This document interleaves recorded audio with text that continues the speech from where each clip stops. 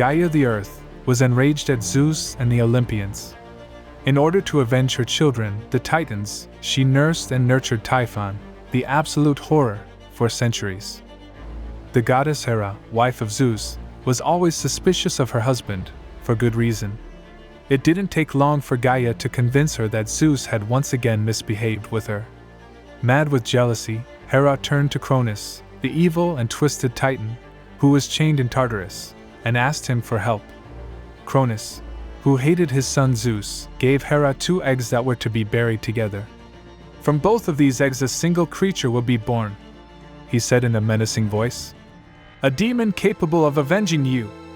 Thus, Typhon was born, who was neither a human being nor a god nor a beast. Hera was frightened at the sight of him, but Gaia took him with her to raise him and prepare him to face the Olympians. He was the monster of monsters, so tall that his head brushed the stars. When he opened his arms, one hand reached to the east and the other to the very west. Instead of fingers, he had 100 dragon heads. From the waist down, he was made of vipers, which sometimes hissed up to his human head. He had a winged body and gave off flames from his eyes. Then at last, when Typhon reached his full strength and power, Gaia decided that the time had come to hurl him against his enemies. The gods themselves were terrified when they saw this immense monster rise towards Olympus. The vipers hissed, and the dragon heads roared fiercely with the roar of an army of giants. Hera was sorry, but it was too late. Seeing that she was attacking Olympus, the gods fled to Egypt, where they turned into animals so as not to be discovered. Only Zeus and his daughter Athena, the goddess of wisdom and war, dared to confront him.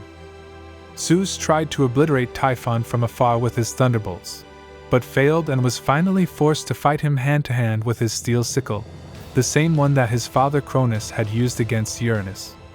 He managed to wound him, but the monster's strength was almost boundless. In a violent and swift attack, Typhon wrapped his vipers around Zeus' legs and knocked him down, tearing the weapon from his hands. With Zeus' own sickle, he wounded the god, cutting the tendons of his arms and legs. It was not possible to kill Zeus. However, thus immobilized, he had become completely harmless. Typhon carried him on his back and carried him to a grotto, where he finished tearing off muscles and sinews and left him buried.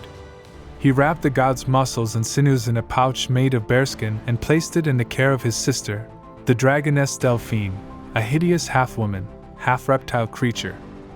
Only Hermes, the god of thieves, could have deceived Delphine, and so he did. Secretly, silently, he approached the dragon's lair with his son Pan. With his magic flute, Pan played a lulling song. Delphine's huge head began to fall asleep, and her eyes closed.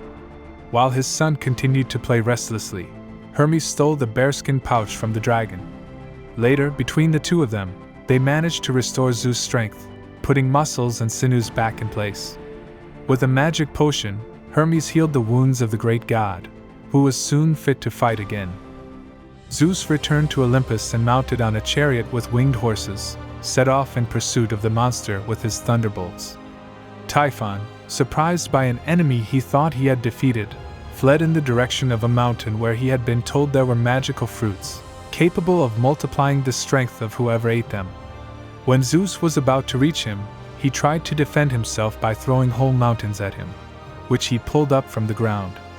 With his thunderbolts, Zeus threw the mountains back at him, hurling them into the air.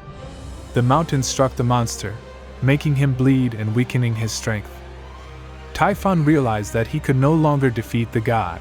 Now he could only think of escaping. He tried to cross the Sea of Sicily as fast as he could, but when he was reaching the east coast of the island, Zeus grabbed the biggest mountain of all, threw it with all his might and managed to crush the monster underneath the rocky structure. From then on, Typhon was imprisoned there forever, under Etna. The flames emitted by the volcano are said to be the fire in his eyes. Thus, from that moment on, the universe was finally at peace.